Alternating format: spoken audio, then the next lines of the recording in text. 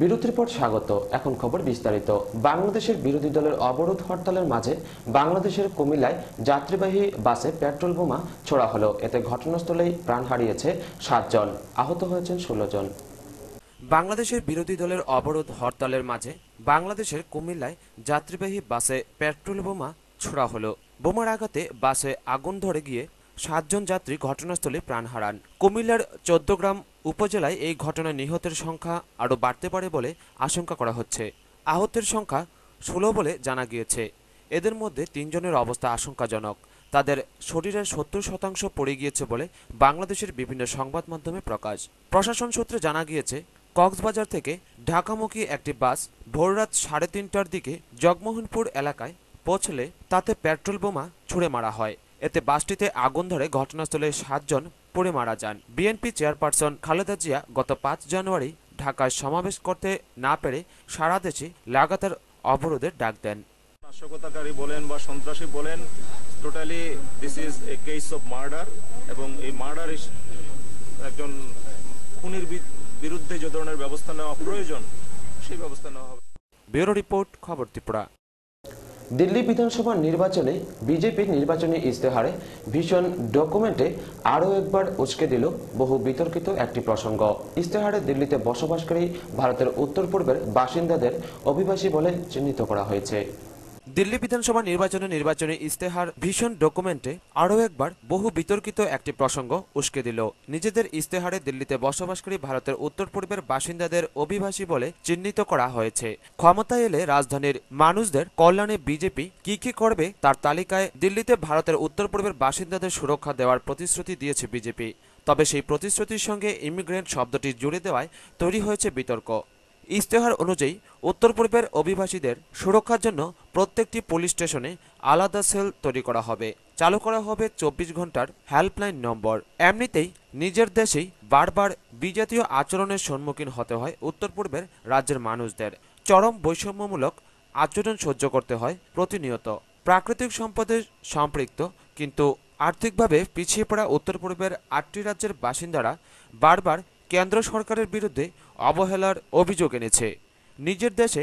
তাই ক্ষমতাসীন বিজেপির নির্বাচনী ইস্তেহারই যখন উত্তর পূর্বের মানুষদের অভিবাসী বলে চিহ্নিত করা হয়, তখন প্রশ্ন ওঠে এই দেশের রাজনৈতিক দলগুলির মানসিকতা নিয়েই। दिल्ली में किस प्रकार से 24/7 लोगों को बिजली मिले, सस्ती बिजली मिले, ये हमारा cause of concern. Zero tolerance to corruption, zero. कोई टॉलरेशन टू करप्शन नहीं टॉलरेट की जाएगी, जो कोई भी डिपार्टमेंट का। ব্যুরো রিপোর্ট, খবর ত্রিপুরা। অনলাইনে ট্রেনের টিকিট কাটার ক্ষেত্রে এবার ক্যাশ অন ডেলিভারি পদ্ধতি চালু করেছে আইআরসিটিসি। প্রকল্পের সঙ্গে যুক্ত আইআরসিটিসির এক আধিকারিক সূত্রে জানা যায় এই খবর। অনলাইনে ট্রেনের টিকিট কাটার ক্ষেত্রে এবার ক্যাশ অন ডেলিভারি পদ্ধতি চালু করছে রেল। অর্থাৎ অনলাইনে টিকিট কাটলে তা বাড়িতে পৌঁছে নগদ টাকা নেওয়া হবে। যেসব গ্রাহক টিকিট কাটার ক্ষেত্রে ক্রেডিট বা ডেবিট কার্ড ব্যবহার করতে অনাগ্রহী বা যাদের নেট ব্যাংকিংয়ের সুবিধা নেই, তাদের জন্যই ক্যাশ অন ডেলিভারি সিস্টেম চালু করছে আইআরসিটিসি। এই প্রকল্পের সঙ্গে যুক্ত আইআরসিটিসির এক আধিকারিক জানিয়েছেন, এই পদ্ধতিতে গ্রাহকদের শুধুমাত্র অনলাইনে টিকিট বুক করতে হবে। এরপর ওই টিকিট সংশ্লিষ্ট গ্রাহকের কাছে পৌঁছে দেওয়ার সময়ই দাম নেওয়া হবে। পরীক্ষামূলক ভিত্তিতে এই প্রকল্প চালু করা হয়েছে। দেশের 200টিরও বেশি শহরে এই সুবিধা পাওয়া যাবে। এক্ষেত্রে শুধুমাত্র যাত্রা শুরুর 5 দিন আগে টিকিট বুক করতে হবে। টিকিট গ্রাহকদের কাছে পৌঁছে দেওয়ার জন্য স্লিপার শ্রেণীর ক্ষেত্রে 40 এবং শীততাপ নিয়ন্ত্রিত শ্রেণীর জন্য 60 টাকা মূল্য দিতে হবে। ব্যুরো রিপোর্ট, খবর ত্রিপুরা। আবারও নিয়ে নিচ্ছি ছোট্ট বিজ্ঞাপন বিরতি, সঙ্গে থাকুন।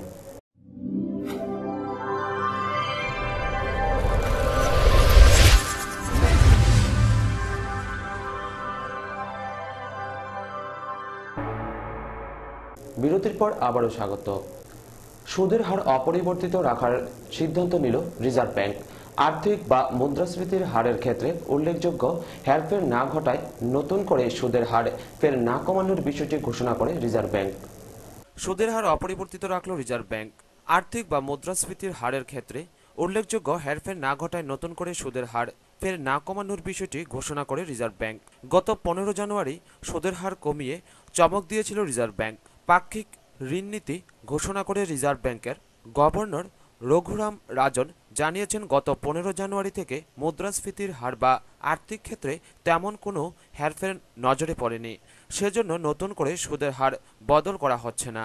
নতুন ঋণনীতি অনুযায়ী রেপো রেট 7.75% এবং নগদ জমার অনুপাত 4% থাকছে। যদিও স্ট্যাটুটরি লিকুইডিটি রেশিও অর্থাৎ ব্যাংকগুলির রিজার্ভ ব্যাংকের কাছে বাধ্যতামূলকভাবে অর্থ জমা রাখার হার 50 বেসিস পয়েন্ট কমিয়ে করা হয়েছে 21.5%। ব্যুরো রিপোর্ট, খবর ত্রিপুরা। ফের মূল্য হ্রাস হলো পেট্রোল ও ডিজেলের। পেট্রোল ও ডিজেলের লিটার প্রতি দাম কমল যথাক্রমে 2 টাকা 42 পয়সা এবং 2 টাকা 25 পয়সা। দাম কমল পেট্রোল ও ডিজেলের। 2 টাকা 45 পয়সা দাম কমল পেট্রোলের। ডিজেলের দামও পড়ল 2 টাকা 25 পয়সা প্রতি লিটারে। যেহেতু আন্তর্জাতিক ক্ষেত্রে অশোধিত তেলের দাম ব্যারেল প্রতি $50 নিচে ঘোরাফেরা করছে, সেই জন্য রাষ্ট্রায়ত্ত তেল সংস্থাগুলো মঙ্গলবার যৌথভাবে সিদ্ধান্ত নিয়ে দাম কমালো পেট্রোল ও ডিজেলের। পেট্রোল ও ডিজেলের এই নতুন দাম মঙ্গলবার মধ্যরাত থেকে কার্যকর হবে। গত বছর আগস্টের পর থেকে এই নিয়ে 10 বার দাম কমল পেট্রোলের এবং গত অক্টোবরে বিকেন্দ্রীকরণের পর ডিজেলের দাম কমল 6ষ্ঠবারের জন্য। 16 জানুয়ারির পর ফের দাম কমল পেট্রোল ও ডিজেলের। ব্যুরো রিপোর্ট, খবর ত্রিপুরা। ত্রিপুরা ও বাংলাদেশের সীমান্তের বিভিন্ন সমস্যার সমাধানে রাজধানীর অতিথিশালায় শুরু হলো জেলা স্তরের বৈঠক। 2 দিন ধরে চলবে এই বৈঠক। ত্রিপুরা ও বাংলাদেশ সীমান্তের বিভিন্ন সমস্যার সমাধানে জেলা স্তরের বৈঠক শুরু হয়েছে রাজধানী আগরতলায়। মঙ্গলবার সকাল 9টায় রাজ্য অতিথিশালায় সোনারতরী সম্মেলন কক্ষে শুরু হয় 2 দেশের বৈঠক। জেলা স্তরের আধিকারিক পর্যায়ের এই বৈঠক চলবে বুধবার পর্যন্ত।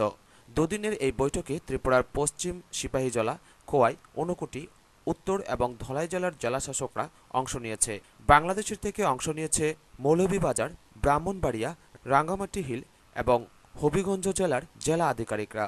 বাংলাদেশের 25 সদস্য প্রতিনিধি দলে সে দেশের 4 জেলার 4 জন ডেপুটি কমিশনার রয়েছেন। 2 দিনব্যাপী এই বৈঠকে সীমান্তের ভূমি সমস্যা, সীমান্ত পিলার, বেআইনি পাচার রোধ সহ একাধিক বিষয়ে আলোচনা চলছে বলে জানা যায়। ব্যুরো রিপোর্ট, খবর ত্রিপুরা। মির্জার ভাই ভাই সংঘের উদ্যোগে মির্জা বালোয়ারি স্কুল মাঠে শুরু হলো 4 দিনব্যাপী শিশু উৎসব। উৎসবের সূচনা করেন মন্ত্রী রতন ভৌমিক।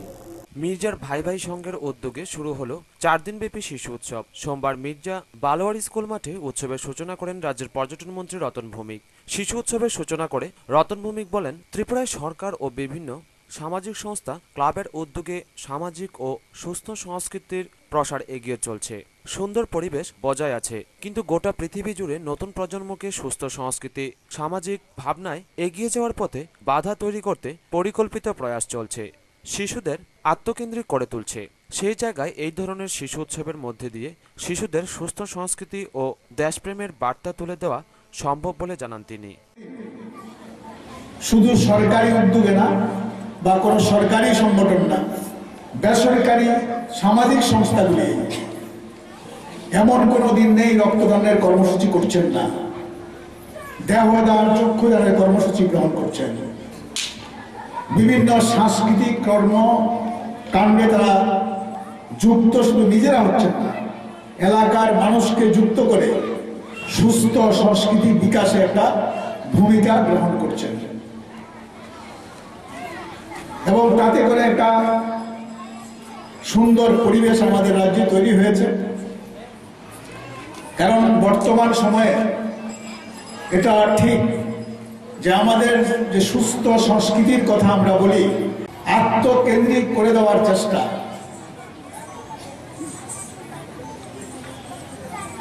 এমন সংস্কৃতি আমাকে তৈরি করার জন্য উৎসাহিত করা হচ্ছে, যেটা আমার সমাজ গ্রহণ করে না, বা গ্রহণ যদি করাতে হয় সেটা আমাদের সমাজের মঙ্গল হবে না, আমাদের আগামী প্রজন্মে ভুল পথে পরিচালিত হবে। এই সময়ের মধ্যে দাঁড়িয়ে বিভিন্ন সংগঠন সংস্থা যেমন করছেন, আমরা সরকার করছি, ভাই ভাই সংঘ এই 4 দিন ব্যাপী এই এলাকার কচি কাছারা যাতে তাদের মনের যে ভাব এটা প্রকাশ করার সুযোগ পায়, তাদের বিকশিত করার সুযোগ পায়, তার জন্য সুযোগ করে দেওয়ার জন্য আমি আবারও তাদের ধন্যবাদ জানাই। শিশু উৎসবে শিশুদের উপস্থিতি ছিল নজর কাড়া। শীতের সন্ধ্যায় অভিভাবকদের হাত ধরে আসা শিশুদের কলতানে উদ্বোধনী অনুষ্ঠান হয়ে ওঠে বেশ জাঁকজমক। স্থানীয় শিল্পীদের সাংস্কৃতিক অনুষ্ঠান থেকে ছোট ছোট শিশুদের নৃত্যানুষ্ঠান মুগ্ধ করে তোলে অনুষ্ঠানকে। অনুষ্ঠানে মন্ত্রী ছাড়াও উপস্থিত ছিলেন কাকরাবন সিডিপিও সুবীর ঘোষ, রাবারপুরের যুগ্ম রাবার উৎপাদন আয়ুক্ত চন্দ্র সেনন, নারায়ণ জে প্রমুখ। ব্যুরো রিপোর্ট, খবর ত্রিপুরা। ঊনকোটি জেলার অন্তর্গত চণ্ডীপুর এবং গৌরনগর ব্লকের বিভিন্ন পঞ্চায়েতের উন্নয়নমূলক কাজকর্মগুলি পরিদর্শনে যান সিপাহীজলা জেলার ত্রিস্তর পঞ্চায়েতের জনপ্রতিনিধিদের এক প্রতিনিধি দল, যাদের নেতৃত্বে ছিলেন সিপাহীজলা জেলা পরিষদের সদস্য শামসুল হক। রাজ্যের ঊনকোটি জেলার অন্তর্গত চণ্ডীপুর এবং গৌরনগর ব্লকের বিভিন্ন পঞ্চায়েতের উন্নয়নমূলক কাজকর্মগুলি পরিদর্শনে যান সিপাহীজলা জেলার ত্রিস্তর পঞ্চায়েতের জনপ্রতিনিধিদের একটি প্রতিনিধি দল। সিপাহীজলা জেলা পরিষদের সদস্য শামসুল হকের নেতৃত্বে ৮ সদস্যক এই প্রতিনিধি দলটিতে ছিলেন ৭ জন জনপ্রতিনিধি এবং একজন সরকারি আধিকারিক। মঙ্গলবার এই প্রতিনিধি দলটি ঊনকোটি জেলার চণ্ডীপুর এবং গৌরনগর ব্লকের অন্তর্গত বিভিন্ন গ্রাম পঞ্চায়েতগুলির বিভিন্ন উন্নয়নমূলক কাজকর্মগুলি পরিদর্শন করেন এবং মত বিনিময় করেন পঞ্চায়েত সমিতি ও জেলা পরিষদের সদস্যদের সঙ্গে। এই প্রতিনিধি দলটির সঙ্গে ছিলেন ঊনকোটি জেলা পরিষদের সভাধিপতি কল্পনা দেবনাথ, গৌরনগর পঞ্চায়েত সমিতির চেয়ারম্যান শান্তি সিনহা, চণ্ডীপুর পঞ্চায়েত সমিতির ভাইস চেয়ারম্যান পলিন পাল, গৌরনগর ব্লকের বিডিও অনুপম চক্রবর্তী সহ স্থানীয় পঞ্চায়েত ও পঞ্চায়েত সমিতির জনপ্রতিনিধিগণ। দুটি ব্লকের বিভিন্ন কাজকর্ম পরিদর্শন করে সন্তোষ প্রকাশ করে প্রতিনিধি দলের প্রধান সিপাহীজলা জেলা পরিষদের সদস্য শামসুল হক বলেন, সিপাহীজলা ডিস্ট্রিক্টে ত্রিস্তর পঞ্চায়েতের থেকেই আমরা এখানে প্রতিনিধি ৭ জন জনপ্রতিনিধি, একজন অফিসিয়াল সহ আমরা ৮ জনের টিম আসি।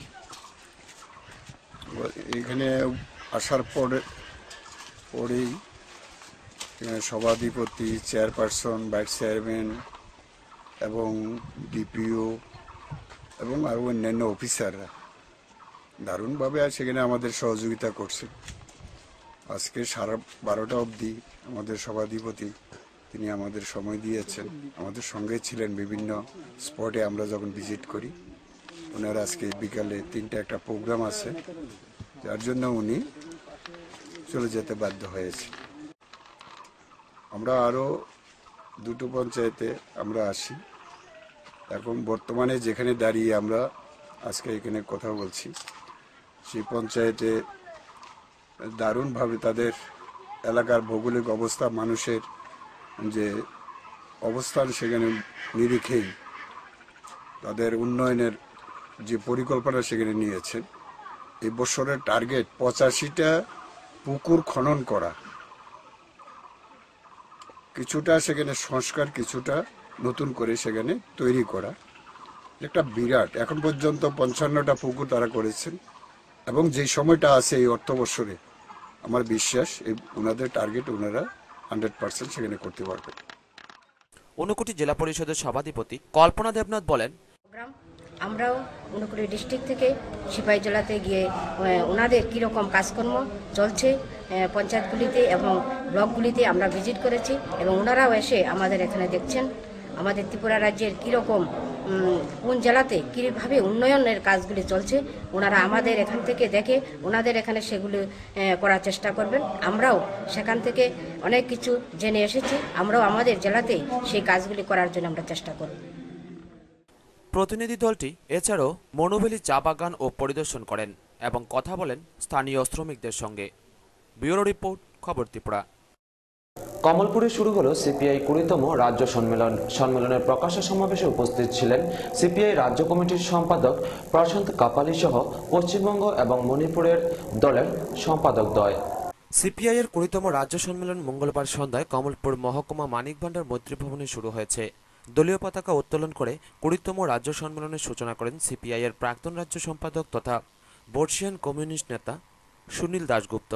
শহীদ বেদিতে মাল্যদান পর্ব শেষে মানিকভান্ডার বাজারে দলের পক্ষ থেকে একটি মিছিল বের হয়। মিছিল শেষে মানিকভান্ডার সোমেন সূত্রধর মঞ্চে প্রকাশ্য সমাবেশ অনুষ্ঠিত হয়।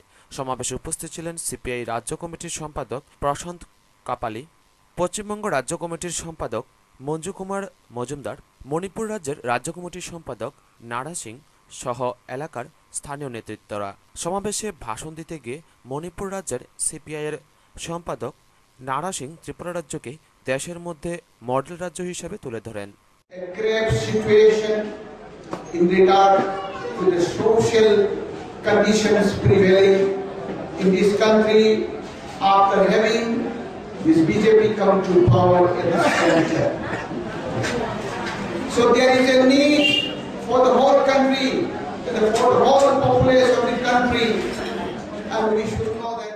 প্রধান বক্তার ভাষণে সিপিআইয়ের পশ্চিমবঙ্গ রাজ্য কমিটির সম্পাদক মঞ্জু কুমার মজুমদার বলেন, যে সরকার কংগ্রেস সেই জোটের সরকার তারা কেবলমাত্র দেশটাকে সাম্রাজ্যবাদের হাতে তুলে দেওয়ার চেষ্টাই করেছে, তাই নয় দুর্নীতি দেশের বেকারি শিক্ষা সমস্ত দিক থেকে। উল্লেখ্য, সিপিআইয়ের 20তম রাজ্য সম্মেলন উপলক্ষে রাজ্যের বিভিন্ন প্রান্ত থেকে 120 জন প্রতিনিধি যোগ দেয়। 3 দিনব্যাপী সম্মেলন নতুন কমিটি গঠনের মাধ্যমে বৃহস্পতিবার সমাপ্ত হবে। ব্যুরো রিপোর্ট, খবর ত্রিপুরা। সমাপ্ত হলো 2 দিনব্যাপী চলা সিপিএম খোয়াই প্রথম জেলা সম্মেলন। তাতে গঠিত হলো 17 জনের জেলা সাংগঠনিক কমিটি, যার সম্পাদক নির্বাচিত হলেন সমীর দেব সরকার। সমাপ্ত হলো সিপিএম খোয়াই প্রথম জেলা সম্মেলন। রবিবার প্রকাশ্য সমাবেশের মধ্য দিয়ে জেলা সম্মেলনের সূচনা হয়। খোয়াই টাউন হলে 2 দিনব্যাপী প্রথম জেলা সম্মেলন শেষ হলো সোমবার। সম্মেলনে নতুন জেলা কমিটি গঠিত হয়েছে।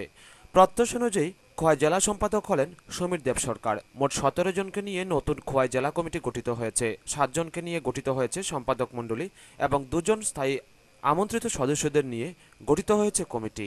অপরদিকে প্রয়াত জননেতা দশরথ দেবের জন্ম শতবর্ষ উদযাপনের অঙ্গ হিসেবে সোমবার সিপিএম খোয়াই মহকুমা কার্যালয়ে দশরথ দেবের প্রতিকৃতিতে মাল্যদান ও শ্রদ্ধার্ঘ্য জানান সিপিএম কেন্দ্রীয় কমিটির সদস্য অঘোর দেববর্মা, সিপিএম রাজ্য সম্পাদক মণ্ডলীর সদস্য গৌতম দাস, সিপিএম রাজ্য কমিটির সদস্যদ্বয় সমীর দেব সরকার, খগেন্দ্র জমাতিয়া এবং সিপিএম মহকুমা সম্পাদক পদ্মকুমার দেববর্মা, সিপিএম খোয়াই বিভাগীয় প্রাক্তন সম্পাদক বিশ্বজিৎ দত্ত, সিপিএম খোয়াই মহকুমা কমিটির সম্পাদক মণ্ডলীর সদস্য নির্মল বিশ্বাস সহ অন্যান্যরা। ব্যুরো রিপোর্ট, খবর ত্রিপুরা। রাজ্যের প্রাক্তন মুখ্যমন্ত্রী দশরথ দেববর্মার জন্ম শতবর্ষ উদযাপন উপলক্ষে সিপিএম মানিক ভান্ডার অঞ্চল কমিটির উদ্যোগে এক আলোচনা চক্র অনুষ্ঠিত হয় কমলপুর মানিক ভান্ডার মৈত্রী ভবনে। এতে দলের কর্মী সমর্থকদের উপস্থিতি ছিল লক্ষণীয়। ত্রিপুরা রাজ্যের প্রাক্তন মুখ্যমন্ত্রী দশরথ দেববর্মার জন্ম শতবর্ষ উপলক্ষে সোমবার সন্ধ্যায় কমলপুর মহকুমা মানিক ভান্ডার মৈত্রী ভবনে এক আলোচনা চক্র অনুষ্ঠিত হয়। সিপিএম কমলপুর মহকুমা কমিটির উদ্যোগে আলোচনা সভায় অংশগ্রহণ করেন সিপিএম কমলপুর মহকুমা কমিটির সম্পাদক অঞ্জন দাস, গণমুক্তি পরিষদের বিভাগীয় সম্পাদক কুসুম দেববর্মা, সিপিএম মানিক ভান্ডার অঞ্চল কমিটির সম্পাদক রণবিজয় দত্ত, হরিমাধব শর্মা সহ দলের বিভাগীয় স্তরের নেতৃত্বরা। এদিন আলোচনা সভায় দশরথ দেববর্মার স্মৃতিচারণ করে বক্তব্য রাখেন অঞ্জন দাস সহ পার্টির অন্যান্য নেতৃত্বরা। শিক্ষার বিস্তারের জন্য, চেতনায় স্থান দেওয়ার জন্য, শুধু তাই নয়, উপজাতি সমাজ কুসংস্কারে আচ্ছন্ন, এখনো যেভাবে দেবদেবীকে পূজা করে অসুস্থ হলে চিকিৎসকের পরামর্শ নেয় না, এখনো যেভাবে কুসংস্কারে জীবন অতিবাহিত করে, তার থেকে বৈজ্ঞানিক মানসিকতা সম্পন্ন মানুষ গড়ে তুলবার জন্য কুসংস্কার মুক্ত সমাজ গড়ে তুলতে হবে। প্রতিবাদী ভূমিকা, প্রতিবাদী ভাষা তৈরি করে দিতে হবে। এটা বুঝেই 488 আলোচনা চক্রে মহকুমার বিভিন্ন প্রান্ত থেকে সিপিএম কর্মী সমর্থকরা অংশগ্রহণ করে। ব্যুরো রিপোর্ট, খবর ত্রিপুরা। কমলপুর মহকুমা এডিসি ভিলেজের অন্তর্গত অপরেশকর গ্রামে অনুষ্ঠিত হওয়া নিত্যানন্দ মহাপ্রভুর ধর্মীয় উৎসব রূপ নিয়েছে জনজাতির মিলন মেলায়। এতে আনন্দিত উদ্যোক্তারা। একসময় যে স্থানে উগ্রবাদীদের দৌরাত্ম্য ছিল, যে স্থানের নাম শুনলে মানুষ ভয়ে কাঁপত, সেই স্থানে এখন নিত্যানন্দ মহাপ্রভুর ধর্মীয় অনুষ্ঠান মিলন মেলায় পরিণত হয়েছে। জাতীয় উপজাতি মানুষের মিলনে এখন গ্রামের অন্য চেহারা।